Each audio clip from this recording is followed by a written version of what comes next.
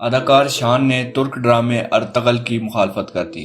پاکستان ٹیلی vision پر وزیر اعظم عمران خان کی خواہش پر یکم رمضان سے ترکی کا گیم آف تھرونز کہلایا جانے والا ڈرامہ ڈیریلیس ارطغرل دکھایا جا رہا ہے، جسے عام ناظرین میں بے حد پذیرائی حاصل ہو رہی ہے، مگر لالی ووڈ کے باصلاحیت ہیرو شان شاہد اس تمام صورتحال سے ناخوش ہیں۔ ڈرامے کی کہانی 13ویں صدی میں سلطنت عثمانیہ کے قیام سے قبل کی ہے، جس میں اسلامی فتوحات کا سلسلہ دکھایا گیا ہے۔ شان نے سماجی رابطوں کی ویب سائٹ ٹویٹر پر پی ٹی آئی رہنما اور وفاقی وزیر فیصل جاوید کی ٹویٹ کا جواب دیا، جس میں انہوں نے ارطغرل کو یوٹیوب پر دیکھنے کے خواہش مند ناظرین کے لیے لنک شیئر کیا تھا۔ سرکاری ٹی وی پر بیرونی مواد نشر کیے جانے کی مخالفت کرتے ہوئے شان نے لکھا، ہمیں اپنی تاریخ اور اس کے ہیروز کو تلاش کرنا چاہیے۔ شان کی اس خواہش کے اظہار کے بعد بیشتر سوشل میڈیا صارفین نے اداکار کو شدید تنقید کا نشانہ بنانا شروع کر دیا۔ اداکار نے تحفظات ظاہر کرنے والے کئی صارفین کے تبصرے کو ری ٹویٹ کرتے ہوئے اپنی رائے بتائی۔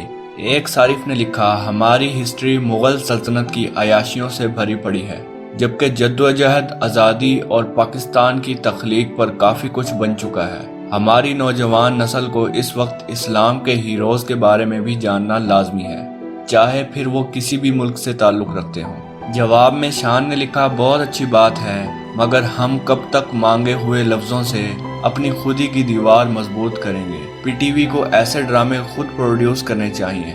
فنڈنگ کہاں جاتی ہے؟ کوئی تماشا نہیں ہوتا، پھر بھی پیسہ ہضم ہو جاتا ہے۔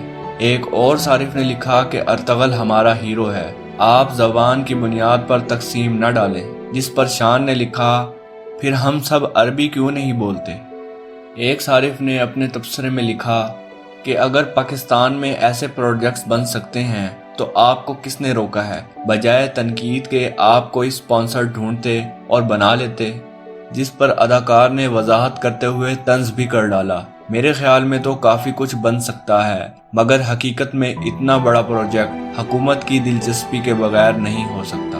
میرے خیال میں تو چاند پر پاکستانی پرچم ہونا چاہیے، لیکن کیا راکٹ بھی خود بنا لوں؟ ایک صارف نے لکھا، آپ انڈسٹری کے اہم فرد ہیں، جس کی جیبیں بھری ہوئی اور انٹرٹینمنٹ انڈسٹری میں بے شمار رابطے ہیں۔ آپ ابتدا کرتے ہوئے ہماری اپنی تاریخ سے کچھ ایسا کیوں نہیں بناتے جو دوسروں کی کوالٹی پروڈکشنز کا مقابلہ کر سکے؟ جواب میں شان نے لکھا، ہم میں سے ہر ایک کو اپنا کردار ادا کرنا چاہیے۔ میری جیبیں بھری ہوئی ہیں، لیکن مشکل وقت میں میرے لیے کافی ہوں گی، کیونکہ میں نہیں چاہوں گا کہ میرے بل آپ بھریں، لیکن میں اپنے ٹیکسز ادا کرتا ہوں، تو اس کا استعمال کیوں نہ ہو؟